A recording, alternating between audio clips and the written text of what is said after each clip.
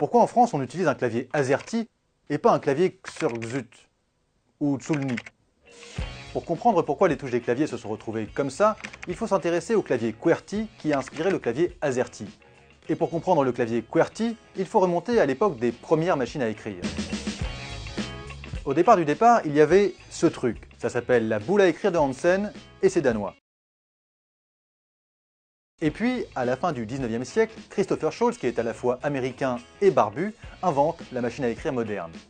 Son premier modèle, commercialisé le 1er juillet 1874, est très bien décoré. Mais surtout, son clavier ressemble à ça.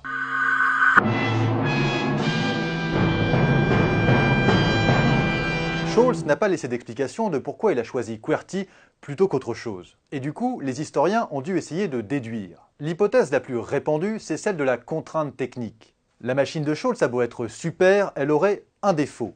Les tiges mécaniques des caractères adjacents s'en mêlent si on les actionne trop rapidement. Pour limiter le problème, Scholz aurait donc éloigné les lettres souvent utilisées par paire pour qu'on ne puisse pas les enchaîner trop vite. Selon cette théorie, c'est pour ça que le T est loin du H, que le S est loin du T et que le H est loin du E. Récemment, cette hypothèse a pourtant été remise en question par un chercheur japonais, Koichi Yasuoka. Selon Koichi, le premier modèle de Scholz ne présentait aucun problème d'emmêlement des tiges, parce que les tiges venaient d'en dessous. Et du coup, Koichi a développé une explication différente, l'influence de l'alphabet morse.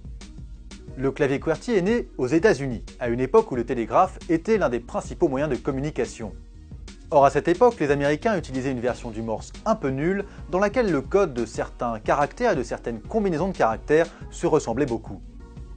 Par exemple, le Z faisait ti-ti-ti-ti, et la combinaison du S et du E faisait également ti-ti-ti-ti. Du coup, la seule façon pour le télégraphiste de savoir s'il s'agissait d'un Z ou de la combinaison S et E, c'était d'attendre la fin du mot. Il était donc logique de placer le Z, le S et le E proches les uns des autres sur le clavier. Comme ça, dès qu'il entendait ti-ti-ti-ti, le télégraphiste pouvait prépositionner sa main sur les trois touches possibles et taper immédiatement la bonne une fois le mot terminé, sans avoir à déplacer sa main sur le clavier. Cette théorie explique aussi la proximité du C et du S. Autre chose, à l'époque, il n'y avait pas de 1 sur les claviers. Il est où le 1? Le 1 se faisait avec le I. Et comme on était au 19e siècle, les télégraphistes n'arrêtaient pas de taper 1800 quelque chose. D'où le fait que le I soit juste en dessous du 8. Ah ouais, d'accord. Enfin, la rangée du milieu respecte tout simplement l'ordre alphabétique sans les voyelles. Reste une question. Sachant que 1, on n'utilise plus de télégraphe depuis longtemps, et que 2, il n'y a plus dans nos claviers de tiges susceptibles de s'emmêler, pourquoi est-ce qu'on n'invente pas un clavier mieux? Eh bien en fait, plusieurs personnes l'ont déjà fait, comme Auguste Dvorak dès les années 30 avec son clavier le Dvorak, parce qu'il s'appelait Dvorak. Le Dvorak est censé être un clavier anglais parfait, c'est-à-dire un clavier optimisé pour taper le plus vite possible. Sur un clavier Dvorak, les touches les plus utilisées sont sur la rangée du milieu, les mains gauche et droite alternent davantage, et au bout du compte, les doigts parcourent moins de distance. Pour démontrer que c'est vrai, un programmeur américain a développé un outil pour calculer la distance parcourue par les doigts des gens sur les claviers.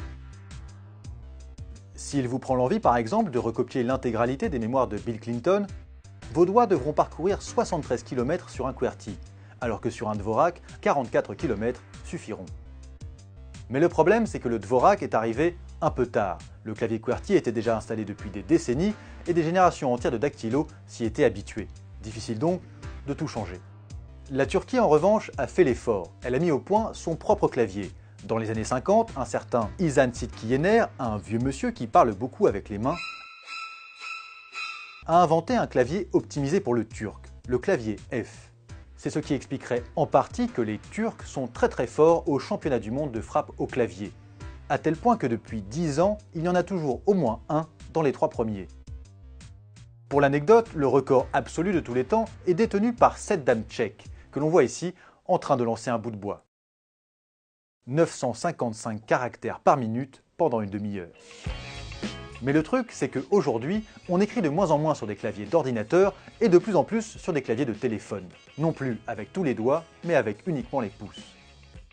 Le défi, c'est donc de développer des claviers qui permettent de taper très vite avec juste les pouces. Et c'est précisément ce qu'ont fait des chercheurs avec le clavier calque.